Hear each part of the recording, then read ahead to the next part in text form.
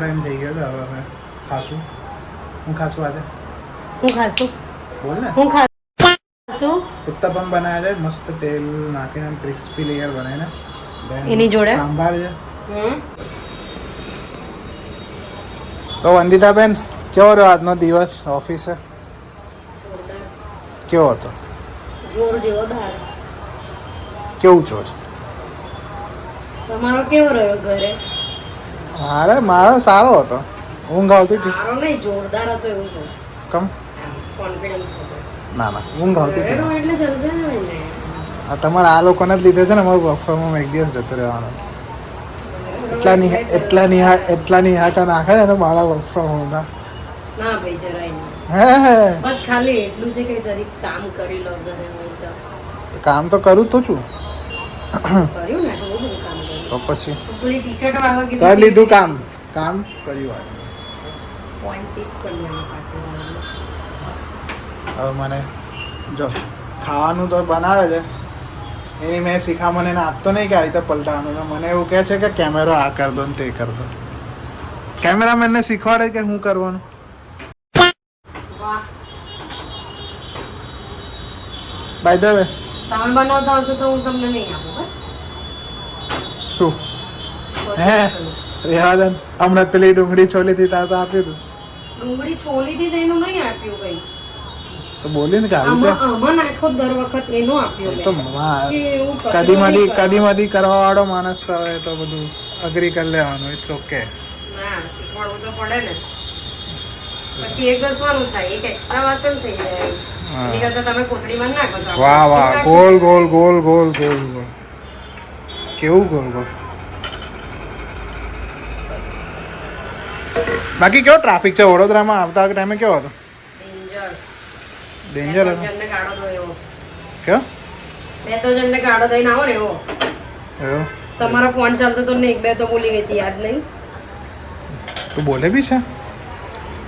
ના મનમાં ટ્રાફિક જોઈને ગાડો આવી જ જાય. તો મનમાં તો હું બોલતી રહીશ. બોલું ને હું બોલે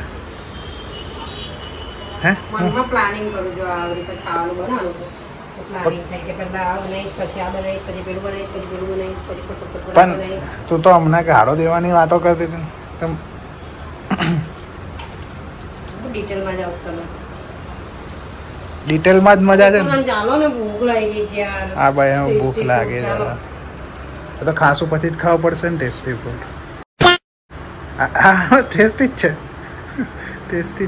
યાદ રાખજો.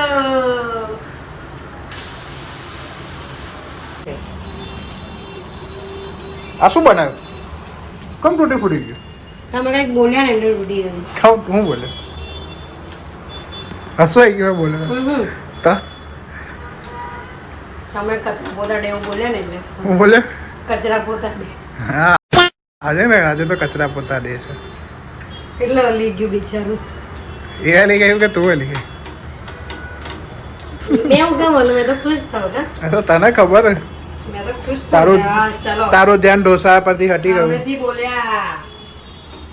ચાલો હવે લઈ લો. તમે બધું બહુ બોલતા હોય. Did you recognise it? No. જો તાર ખાસી બી સાક્ષી છે મારી એમાં વાતમાં. ખાંસી થઈ છે એટલે ના અત્યાર સુધી નથી આવતી ને હવે આવા મારી ખાંસી. ભૂખ લાગી છે. 4 કલાકથી હું ઊભી બનાવું છું. હવે you are disrespecting my food. No I am not actually.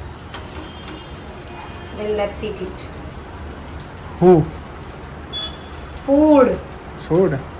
એ તો ખાવા માટે every time પોતાનો જ વિચાર આવે છે. ખાવા માટે જ મળી જાય છે. ચલો ખાઈશું. યમ્મી ઢોસા ખાઈએ. હું થયું? મને હાથ છે બહુ ગરમી લાગે છે. એસી લગાવી દે આપણે? ના કઈ જરૂર નહીં. એક તો ખુલ્લું રાખો તે બી તમે બંધ કરીને જાઓ. બેડરૂમમાં તો છે જ આપણે એસી. બેડરૂમમાં આપણે એસી વસાવ્યું છે. આ તો બેડરૂમ અને હોલમાં આપણે અહીં નખાઈ દઉં. ના ઘરમાં સેન્ટ્રલ એસી. ના બહુ પૈસા છે તમારા પાસે.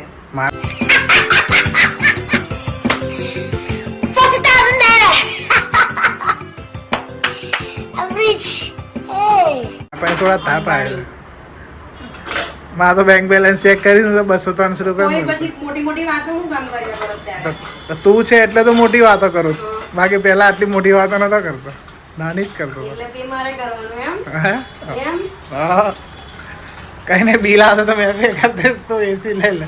આઈ બિલ લગાય ભરાઈ ગયું એવું કારે ભર્યો? ક્યારનું ગોવા જતા પહેલા.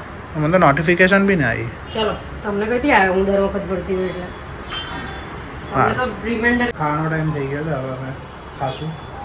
હું ખાશું આજે?